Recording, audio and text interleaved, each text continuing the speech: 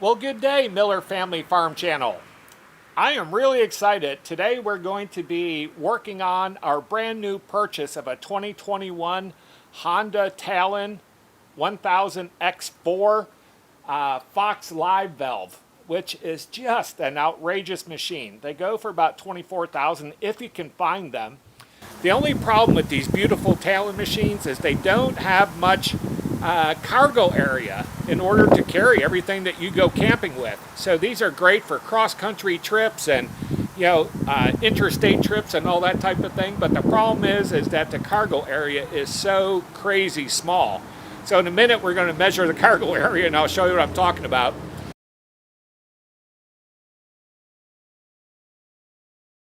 One hour of videotaping and creating the script. 2 hours of editing so that we can come up with a 15-minute video. So literally 4 to 5 hours just to put up this 15-minute video on YouTube, and we get paid nothing until we hit 1,000 subscribers. And then the payment is not much, but please, it means all the difference to us if you just click on subscribe, notify, and like. All three of those, subscribe, notify, and like. It makes a huge difference for us. And once we get to 1,000, they don't pay you a lot. More, when you get by 10,000, you can start to make a little bit of money. But at least help us out and get us to our challenge of 1,000 subscribers in the next 30 days. And we thank you. We thank you and welcome you to the Miller Family Farm Channel. Okay, let's get this thing installed.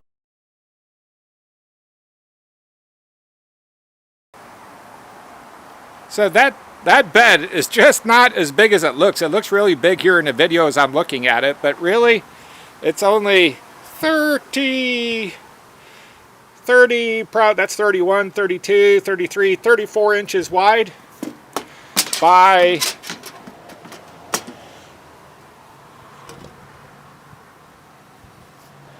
18 inches. By 18 inches, so you buy a $24,000 machine and it's 32 inches wide by 18 inches. So even though that looks like a lot right there, it really is not. Okay, so there is what we're going to be installing, is just an amazing heavy-duty hard plastic case that is almost a perfect frickin' fit for the back of that Talon. And we got those from where, Ian? Tractor Supply. Tractor Supply, and I think it's about $90 delivered. So compared to the Honda OEM zipper bag, the soft-sided zipper bag, you're saving hundreds of dollars. But more importantly, we're going to modify this bad boy to make it almost completely waterproof and just amazing quality.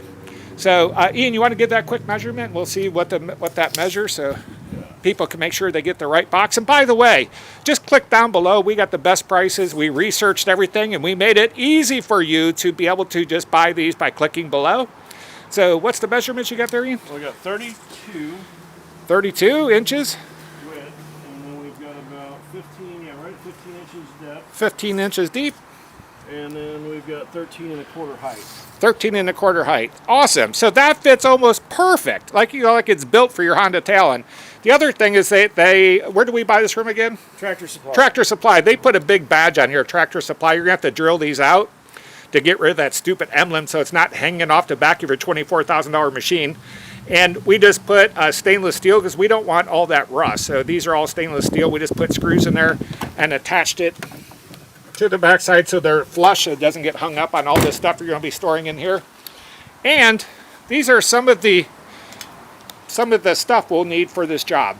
So first, these little D-rings are going to be going on the front side of this for a tie down into the back of the bed. So we're going to, in a minute, we're going to go over to the Talon, and Ian and I are going to measure those up, use a Sharpie to put where the holes exactly go, and then put those on there. And then we're going to do tie downs. We're going to be using these turnbuckles to tie it down. I know other videos that did this type of install uses straps, but those straps come loose when you're riding hard all day. So we're getting these turnbuckles to tie it down and make sure it stays put when you're hitting a hard trail. We're also going to use these, what's that thing called, a Yeti? A Yeti? They look like the Yeti cooler. These are like the Yeti handles. coolers, and what I like about these are rubber, and they keep tension on that lid, so that lid doesn't rattle or keep on bouncing and collecting dust, because that's the worst enemy when you're riding in these ATVs, is collecting dust and water when you're doing water crossings. So we're going to install those. All of our hardware, we'll have links down below, but it's all stainless steel. Most of it's 1-inch bolts. We're going to try these S-hooks to tie down these turnbuckles. And Ian prefers using these quick links. So we're going to try that first, and if that doesn't work, we have our backup resort, these S hooks. Did I get everything there, Ian? Oh, yep. So here, you want to flip that over? Here we got auto and marine rubber weather seal. And the reason for that, with a 10-year guarantee, so you know we got good quality, the reason for that is we want to make this thing as waterproof as possible. Like Ian was just showing you where we're going to install all that.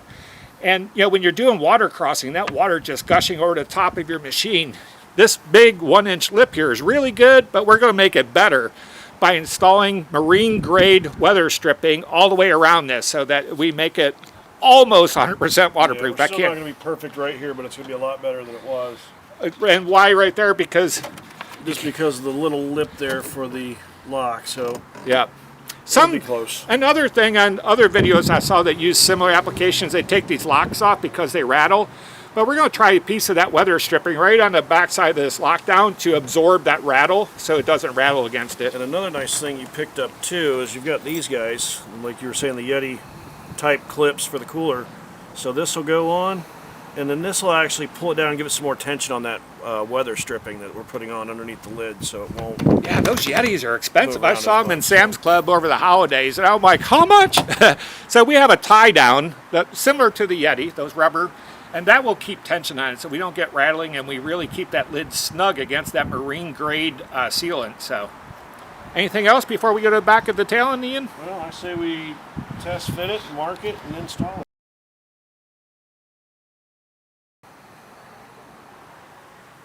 Okay, so here we are at the back of the 2021 Honda Talon 1000 X4, and we're doing a cargo box install. And what's the first thing we're going to do, Ian? We're just going to double check our measurements, show you guys what you're getting into at home before you buy a box, and you know, you've got all the measurements, you know what you're getting, but sure. Actually, George will have the links to everything there if you want to get that. So yes, we try to make it easy. Done for you. You know, don't you hate when somebody does an install of any kind, whether it's 4x4 trucks or anything, and they don't tell you where to get it and how much it costs? Isn't that a pain in the butt? Yeah, it kind of makes a whole day worth of research, like your time is valueless. So as long as we're doing it, we're going to find the best prices, put it down below, all the parts that you need and all the tools to make your job super easy.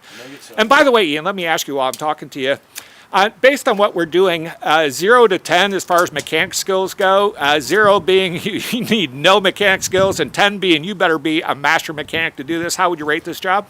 I'd go from a 1 to a 1.5, just because sometimes people just don't like to use a drill.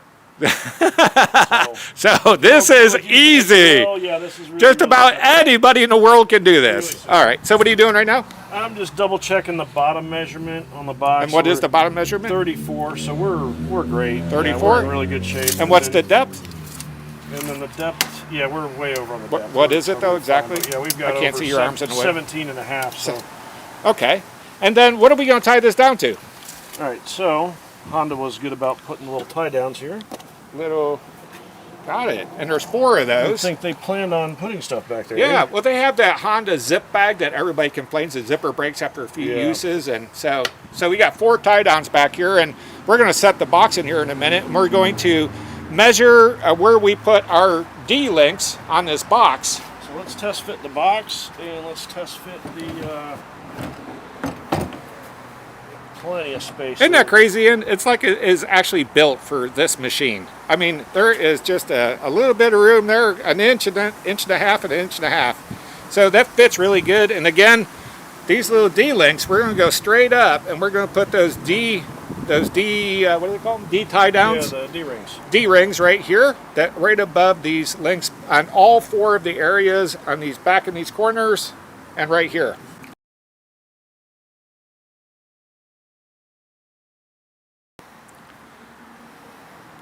All right, so here we are. We got all of our parts laid out, and right now we're going to be marking out how to lay out all of our parts on the box here before we take it out and then screw them all onto the box. So again, we got 4 D-rings, Hall Master 1/4 inch 2-piece D-rings. We got a bunch of stainless steel hardware. It's all in the link down below, so everything that's here, don't worry about it, it's all down below. These are $2 a piece. These are $2 a piece, I think. And these are what, $2 a piece, Ian? Yeah, these are about $2 a piece. Yep, $2 a piece. And these are just simple turnbuckles with a J hook on either end of them. And now Ian's just going to measure from our factory installed D-ring, which is already here from Honda. And he's going to measure where to place that D-ring, and he's going to mark it with a Sharpie, just where we drill our holes. How you doing, Ian? I'm doing good. How you doing, George? Doing good. All right, so I'm trying to make it to where it has a little adjustability. Oh, so Ian, we got to mention, you marked the corners here with the Sharpie, just so that if this slides around a bit, that we have the same marks on both sides. And he also measured off of here to make sure he has the same distance on both sides. All right. Yeah, and after I measured that, measured this, in case you slide it, you can actually put it back into place real quick. Right. So we're going to get this nice and straight, and I'm going to make a mark right there, and make another mark there, so when we drill our holes. And you're making sure where you mark this that you have some adjustability on your turnbuckle, because you want to be able to tighten this even after you install it. So is that, do you have enough threads there, or do you want to go up? About 3 or 4 threads, so if we need to go one up, turn? Yeah, we've got a good amount of adjustability in and out. So that's probably more than enough right there. And still keeping lots of threads in there will keep it good and strong. So just like a good carpenter, measure twice and drill once. Okay, you want to get this thing out, and we'll get all the hardware installed? You got it.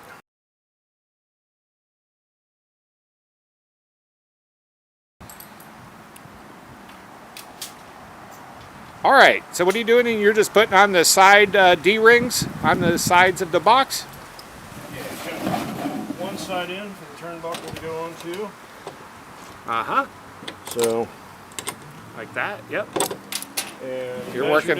Double checked it, measured the height, and just drilled my 2 holes there. Uh-huh.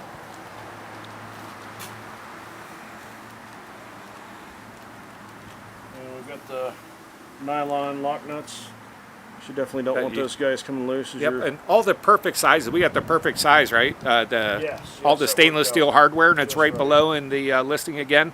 Yeah, there's, I always say this, but there's nothing worse than everybody saying what they're doing and not saying what they're using and where to get it and what the right sizes are. So we did all that. It's all down below, and it takes a lot of work to find the parts online. We could just go to our local hardware and grab them, but to find the links and to do it, really get it cookie cutter, so you just have to click on the links, takes a couple hours. We've already done the trial and error. Yes. Yeah, we did the trial and error. I can't tell you how many times we drove back and forth to the hardware store. So it's all figured out. It's all down below, just for our Miller Family Farm Trust family. So click away down below.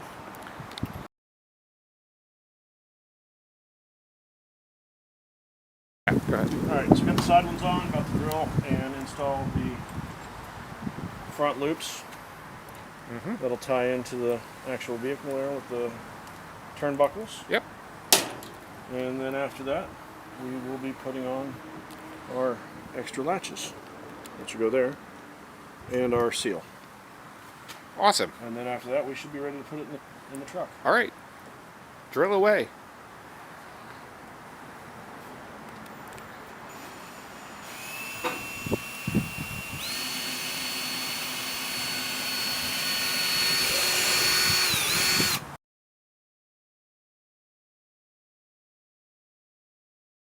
Alright, so we've got all our D-rings on. Uh-huh. Turnbuckles, I've got 3 out of the 4 on. I've left it loose so I can slide it. Makes it a little easier to get in and out to get these side ones. So, yeah.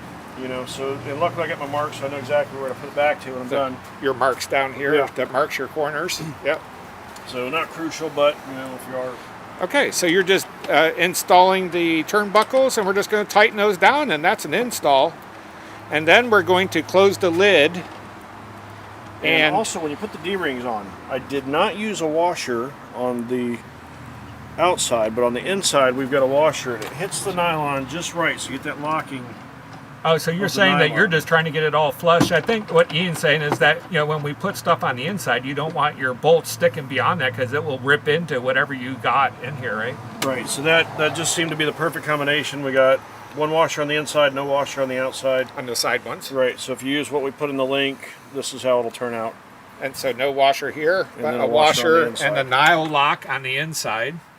So there's a washer and then there's a nile lock. And if you don't know what a nylon lock is, it's just like a locking nut.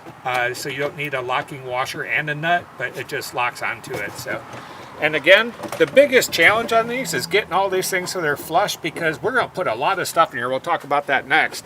And we don't want those extended bolts going beyond the nile locks to rip into all the stuff we put in there, because when you're driving down the trail and just vibrating and rattling, it will just rip your stuff up. All right, what are we doing next there, Ian? Oh, we're going to install the weather strip, the marine weather strip, yeah? Yeah, we can do the weather strip next. So I've already pre-cut. So, And what you want to do is you want to wipe it off with a good alcohol.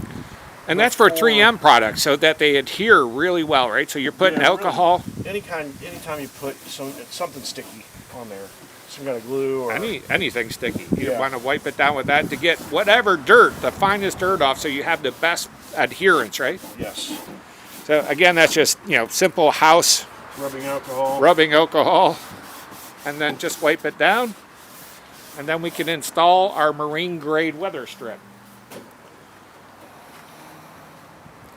And you were kind enough to cut those all to length with 45-degree angles just for just close. I'm gonna have to make a little adjustments on this corner, but a nice tight fit. And these things, what's really great about this, most people just use foam, but can you see all those little ridges in there? Every one of those is water stopping. You know, so you got like 4 ridges that just stop that water from going in there. So our friends that did other videos gave me the idea, like, man, we should just use marine grade weather stripping to really try our best as we can to keep that water out of our storage area. Especially when you're doing river crossings or just, you know, flying through mud pits. Like, the last thing you want is to fill your box full of water and mud, and sometimes you don't even know it. It's just full and just sits there forever. So the main thing here, before we put the latches, the rubber latches on this box, is to get the weather stripping down so that we get the fitment right on those rubber latches. Anything else for you, Ian? that's about it for now. I'll put these on, and then we'll come back and we'll do our rubber latches and pull it all back out and put the bed extender in and wrap it up. Awesome. Oh, we're going to talk about, too, all the stuff we're going to put in this box. Must-haves for this box, like fix-a-flat. Well, we'll talk about that in a little bit. Everything you should have in your utility box to get you out of stuck jams or flat tires or whatever. So we'll talk about that.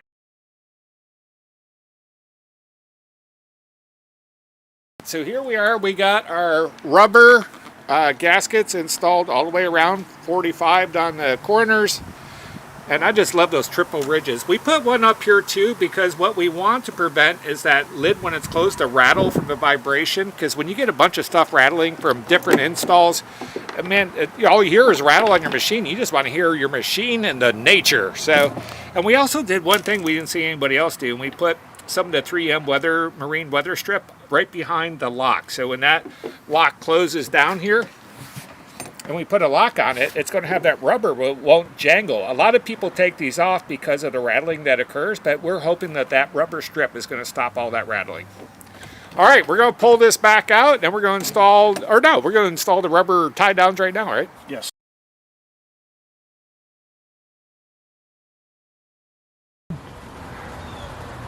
All right, so we're back, and today we're going to finish that install we started the other day for the cargo box for the back of the Honda Talon, the 2021 Honda Talon 1000X-4 4-seater Fox Live. So we're finishing that today, and we're doing that with our good friend Ian here. And what's going on, buddy?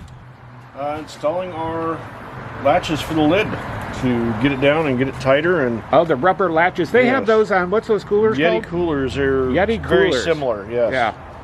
Yep, and so you're installing those because you could see the big gap in here. Even though we put in weather stripping to try to keep water out, we're doing water crossings or keep dust out, because man, we're up in Arizona and this thing just created all kinds of dust. So those latches are going to pull that down tight so that we can keep as much water. This isn't 100% waterproof, but we're making it 99%. All right, so what kind of tools are you using here today? So standard drill bits, most people have this stuff, standard wrenches, tape measure, Sharpie for marking. Then we get to the hardware. We've got stainless steel bolts, stainless steel washers, and we've got nylock lock nuts that are stainless steel as well. So stainless steel, keep it from rusting, and make it last a lot longer than just regular steel hardware. Because we do everything 100% here, don't we? Yes. 2-inch bolt at the top, and then the 1.5-inch bolt on the bottom. Okay, So and the to be able reason to you're clear going with the the 2-inch on the top is because this nice. lid is really thick. It's like 2 inches thick, so we got, or I guess 1.5 inches. So we got 2-inch stainless steel bolts that we're going to drill right through here and to get through that really thick lid on the backside. All right. And give me just a minute, and now we'll get this drilled up for you. So if you look here, I had to Dremel out to get in there and get a wrench in there and get that nut. So this is probably one of my favorite tools here. And I started this side. Why is that your favorite tool? Tell me about it. Oh man, you can get in there, all the different attachments. This one works good with the plastic, so I can, you know, really easily do just a nice controlled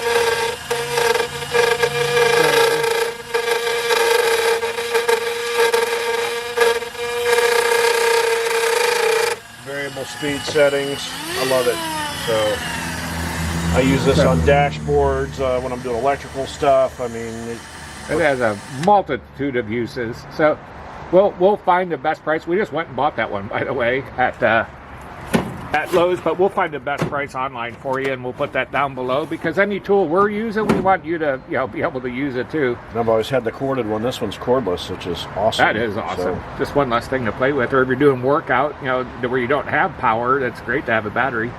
All right, so again, this top one went in fine. That lip, that lip right there went in fine for that one bolt, but the other one, the reason we had to Dremel this out is because the other bolt, you can't really see it, is back in there. So Ian just stuck his little wrench in there and tightened it down. So that's the reason we just cut out a little square right there for the other side. I know other people who did these types of installs didn't mention that, but I just want to be 100% straight with you guys. And that was just a little thinking. It wasn't bad, but we had to somehow get to that nut that was in there. All right, so what are you doing right now, Ian? All right, so I took the measurements based on the other side, and we're going to put this on there for the latch to grab onto. So you've got like a little tab there. This keeps it from rotating. The good thing about doing it yourself is that Honda will charge you, geez, $100 an hour, $120 an hour to do this kind of work. So even though you might be buying tools, you would have spent that if you took it to Honda anyways, but the good thing is you end up with tools. We love tools. And really, this is kind of a fun project, you know? It is, absolutely. Okay. All right, so let's see. So you Dremeled this out. So we can get the wrench in there and tighten that nut. That is awesome, Ian.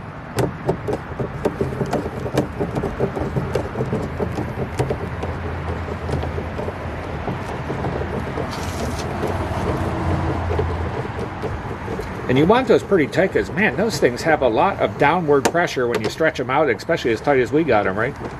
Yeah, and you want to get it tight enough to where it's nice and snug, but don't over torque it to where it's distorting the plastic. Right, yeah. Which is also a nice, good thing we're using these lock nuts, these nylon lock nuts. So.